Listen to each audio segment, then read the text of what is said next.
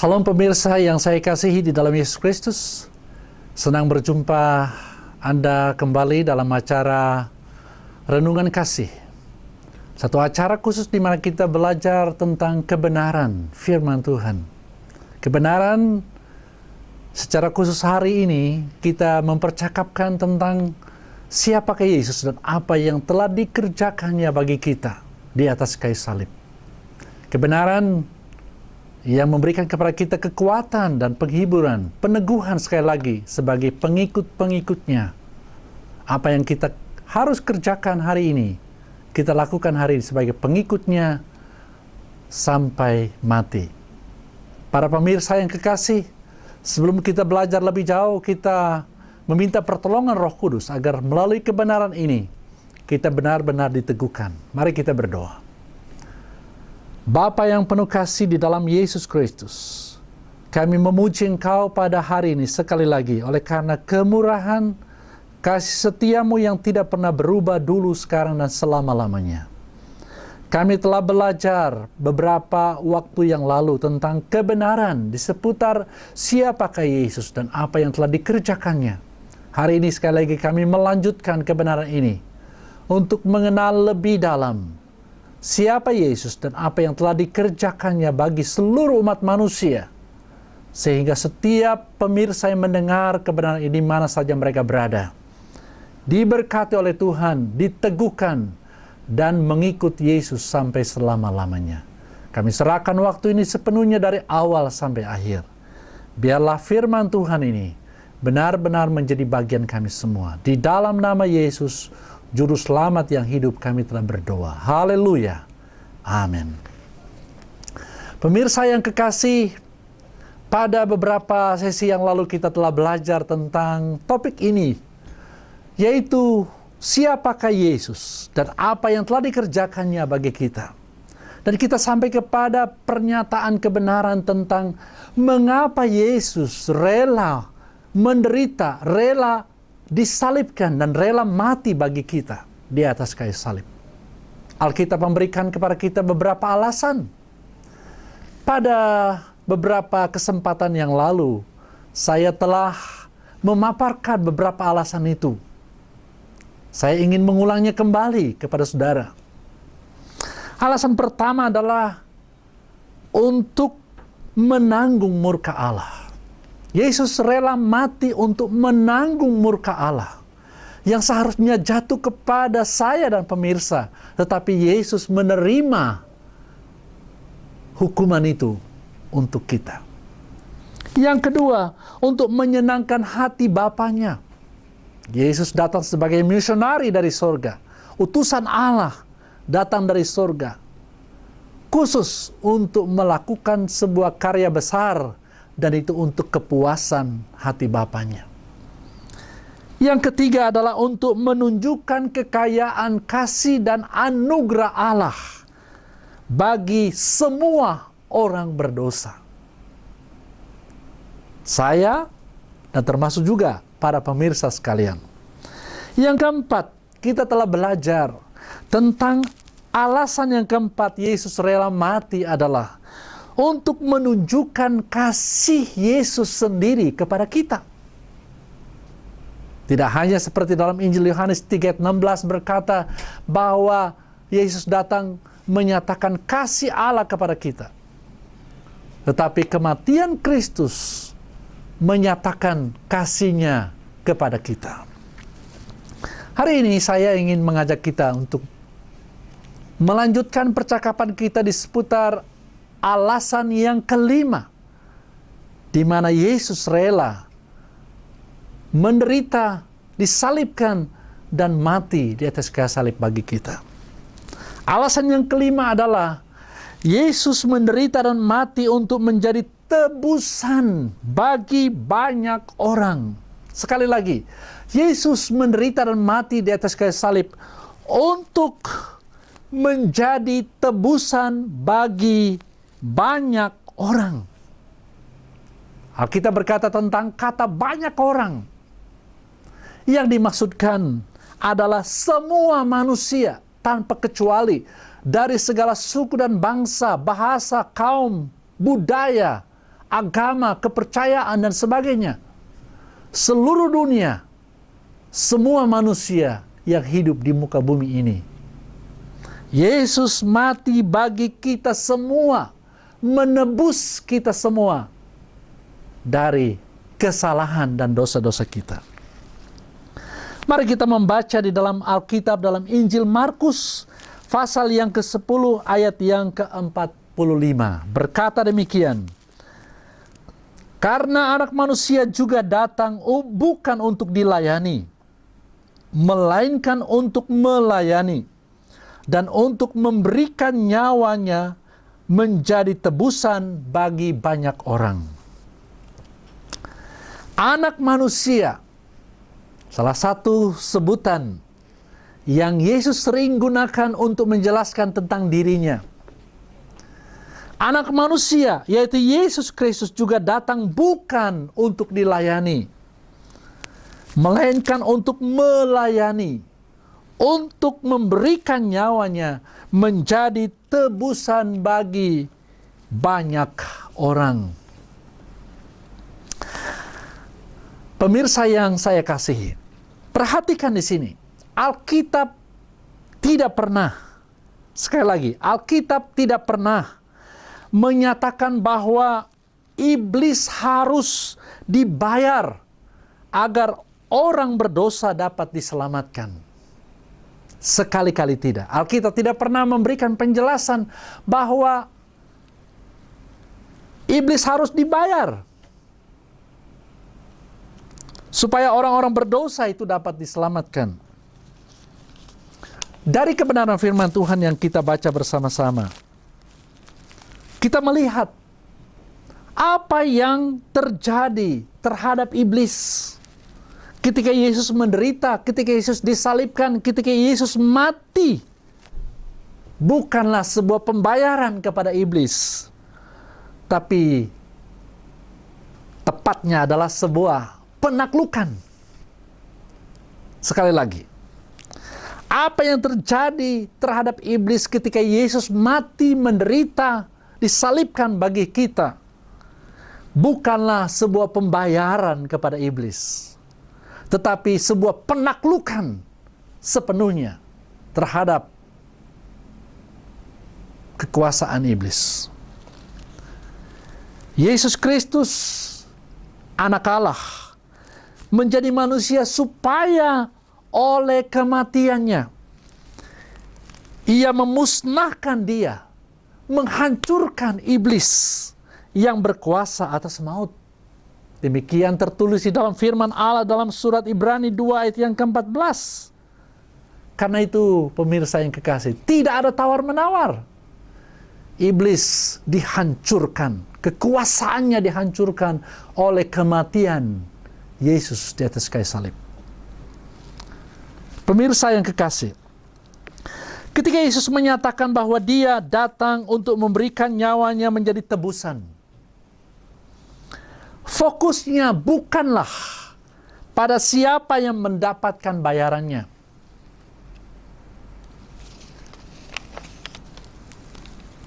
Tetapi apa yang Alkitab katakan?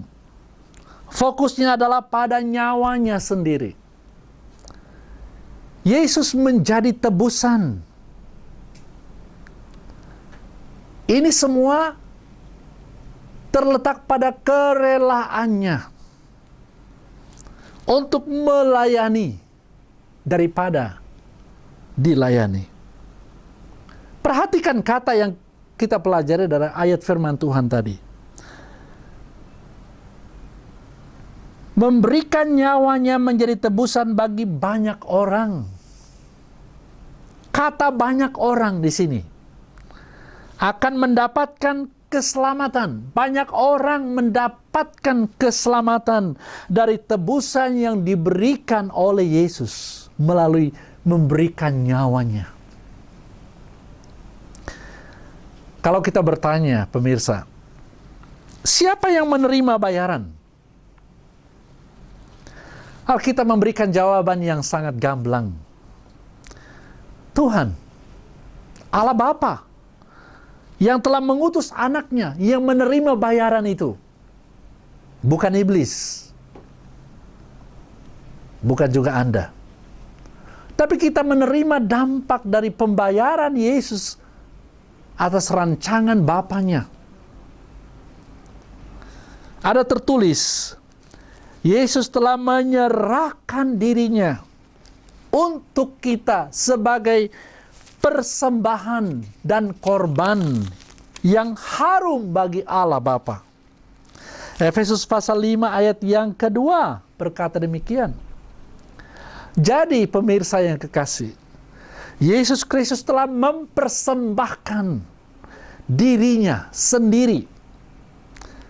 Yesus menyerahkan dirinya sendiri kepada Bapanya, kepada Allah, sebagai persembahan yang tidak bercela, persembahan yang tak bercacat. Ibrani 9 ayat yang ke-14. Coba pemirsa pikirkan. Seringkali kita berpikir bahwa tatkala kita melakukan sesuatu, lalu kita berpikir bahwa apa yang kita lakukan untuk Tuhan dalam pelayanan pekerjaan Tuhan, kita katakan bahwa ini kami persembahkan tanpa cacat celah. Hanya apa yang Kristus kerjakan tak bercacat celah. Itu sebabnya Dia menggantikan kita yang bercacat celah, sehingga kita tak bercela oleh, di dalam, dan melalui Dia. Kekasih para pemirsa yang saya kasihi di dalam Yesus Kristus, tatkala kita belajar tentang apa yang dikerjakan oleh Kristus bagi kita, semuanya telah sempurna, tak bercacat. Maka semua manusia yang bercacat celah, semua manusia yang berdosa, saya dan pemirsa, perlu ditebus. Untuk itulah Kristus datang untuk membeli lunas kita. Dia telah membayar lunas kita kepada Bapanya. Semua manusia benar-benar memerlukan penebusan, memerlukan pemulihan karena telah berdosa melawan Allah. Semua manusia telah berdosa melawan Sang Penciptanya. Semua manusia telah kehilangan kemuliaan Allah. Roma pasal 3 ayat yang ke-23 berkata sangat jelas. Semua manusia telah kehilangan kemuliaan Allah oleh karena berdosa. Jadi, dosa menyebabkan semua manusia tanpa kecuali ada di bawah hukuman Allah. Ada di bawah kutuk karena dosa. Roma pasal 3 ayat yang ke-19. Dosa yang menyebabkan semua manusia berada di bawah hukuman Allah. Tak seorang pun yang luput. Alkitab berkata, ketika Yesus menjadi korban persembahan yang kudus, ketika Yesus menjadi tebusan bagi manusia, maka manusia itu dibebaskan dari hukuman Allah. Haleluya. Manusia dibebaskan, dilepaskan dari murka Allah. Sejak itulah bagi mereka, yaitu semua manusia, siapa saja yang ada di dalam Yesus Kristus, siapa saja yang mengaku Yesus adalah Tuhan dan Juru Selamatnya, dengarkan firman Tuhan ini, dengarkan kabar baik hari ini. Tidak ada penghukuman bagi mereka lagi. Sekali lagi, sejak Yesus menanggung hukuman di atas kayu salib, semua orang yang percaya kepada Yesus, siapa saja, baik laki-laki maupun perempuan, anak-anak kecil sampai kepada orang-orang tua, yang mengaku Yesus adalah Juru Selamatnya, Tuhan satu-satunya, tidak ada penghukuman bagi mereka lagi. Roma pasal 8 ayat yang pertama. Saya mengajak pemirsa membuka Alkitab saudara di dalam surat Roma pasal 8 ayat yang pertama. Demikianlah firman Tuhan. Sekali lagi dalam surat Roma pasal yang ke-8 ayat yang pertama. Demikianlah sekarang tidak ada penghukuman bagi mereka yang ada di dalam Kristus Yesus. Roh yang memberi hidup telah memerdekakan kamu dalam Kristus dari hukum dosa dan hukum maut. Haleluya. Tidak ada penghukuman bagi mereka yang ada di dalam Kristus Yesus.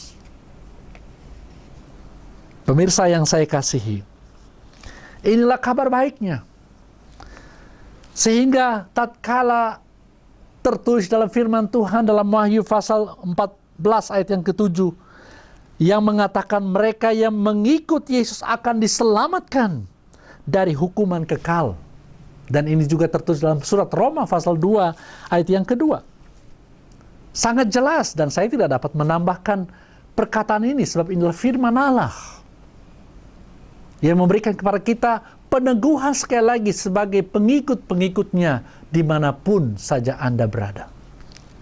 Apabila pemirsa adalah pengikut Kristus, pengikut Yesus, siapapun Anda, apakah Anda penganut salah satu agama di dunia ini, tetapi Anda pengikut Yesus Kristus, pengikut Isa Al-Masih, firman Allah ini berlaku dan relevan bagimu hari ini. Tidak ada lagi penghukuman bagi mereka yang menjadi pengikut Yesus. Bukan sekedar sebagai pengikut keagamaan. Bahkan di dalam kekristenan pun tidak memberikan Anda jaminan keselamatan. Kerajinan saudara untuk datang beribadah di gereja-gereja, di gedung-gedung gereja pun tidak akan menjamin saudara. Tapi ingat kebenaran ini. Anda pengikut Kristus, mengaku Yesus adalah Tuhan dan Juru Selamat saudara, penghukuman sudah tidak akan Anda alami. Para pemirsa yang saya kasihi, harga tebusan untuk dapat diselamatkan dari hukuman Allah adalah nyawa Yesus. Haleluya. Yesus telah menyerahkan hidupnya.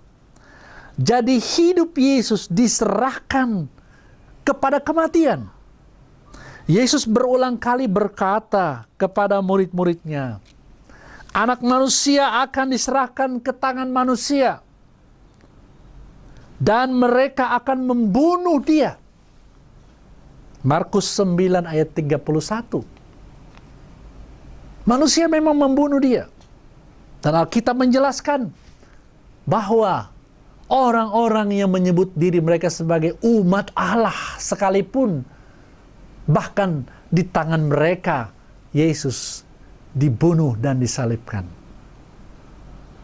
Tetapi jauh di luar sana, jauh sebelum dari kenyataan kematian Kristus ini, ada kebenaran firman Allah. Allah telah merancang semua ini. Allah telah menyediakan semua rancangan penyelamatan melalui kematian Yesus Kristus. Jadi di dalam Alkitab, Yesus menyebut dirinya anak manusia. Berkali-kali Yesus menyebutkan, paling tidak kalau kita mempelajari dan kita membaca dalam Perjanjian Baru, sekitar lebih dari 65 kali dalam Perjanjian Baru, Yesus menyebut dirinya anak manusia. Apa maksudnya? Yesus menggunakan kata-kata ini. Yesus menyebut dirinya sebagai anak manusia. Ini bermakna bahwa sebagai manusialah Yesus akan mati. Sebagai anak manusialah ia menjadi tebusan bagi manusia. Untuk menggantikan manusia haruslah seorang manusia yang lain. Tetapi manusia yang lebih daripada yang akan ditebusnya. Kristus adalah manusia sempurna. Dia tidak berdosa. Tetapi saya dan pemirsa adalah berdosa. Untuk kitalah dia telah menyerahkan nyawanya. Saya memberikan satu ilustrasi.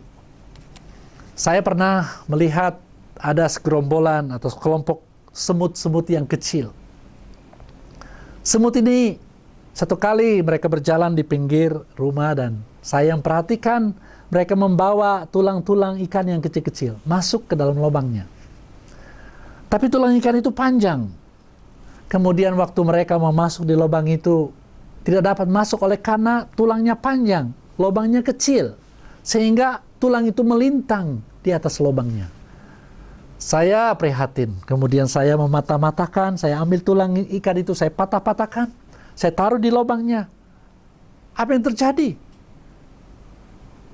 Pertolongan saya, keinginan saya baik untuk menolong mereka, tetapi sepanjang hari itu saya tidak melihat lagi mereka, semut-semut itu datang untuk mengambil tulang yang tadinya menjadi makanan mereka.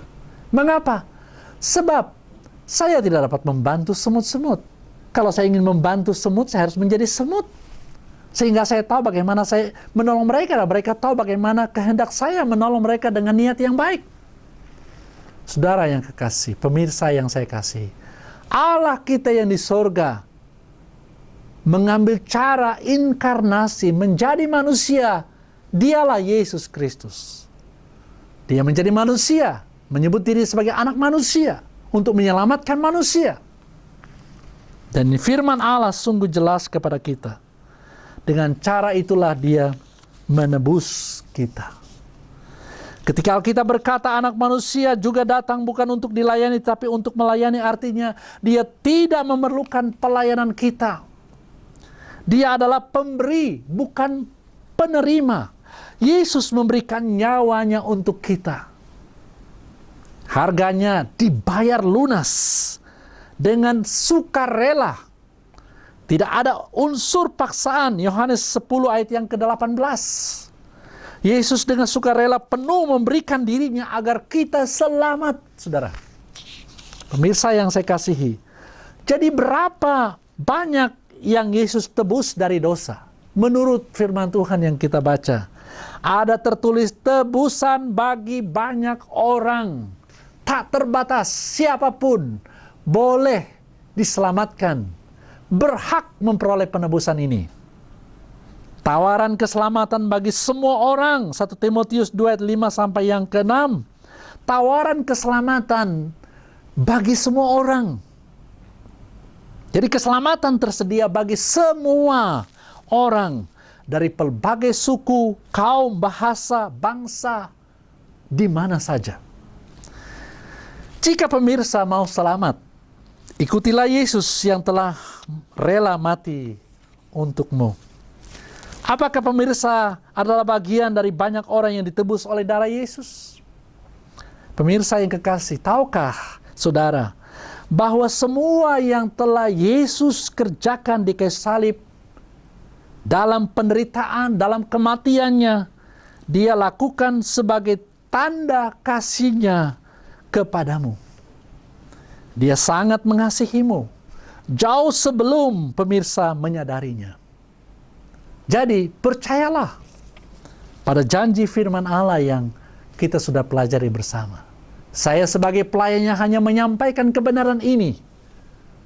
Lepas dari itu adalah tanggung jawab kita semua untuk mempercayai firman Allah, bukan perkataan manusia.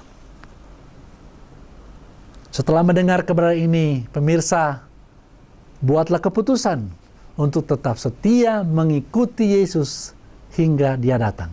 Sebab dia telah rela mati disalibkan untuk menanggung, menebus, membayar lunas semua dosa-dosamu. Mari kita berdoa. Segala kemuliaan bagi Tuhan yang punya firman hidup ini. Kiranya firman ini memberikan peneguhan sekali lagi bagi kami. Keyakinan bahwa kami adalah orang-orang yang telah ditebus, dibayar lunas oleh kematian Yesus di atas kayu salib. Terpujilah namanya selama-lamanya. Haleluya, haleluya. Amin. Sampai jumpa kembali dalam acara Renungan Kasih yang akan datang. Kiranya Tuhan Yesus memberkati pemirsa sekalian. Shalom.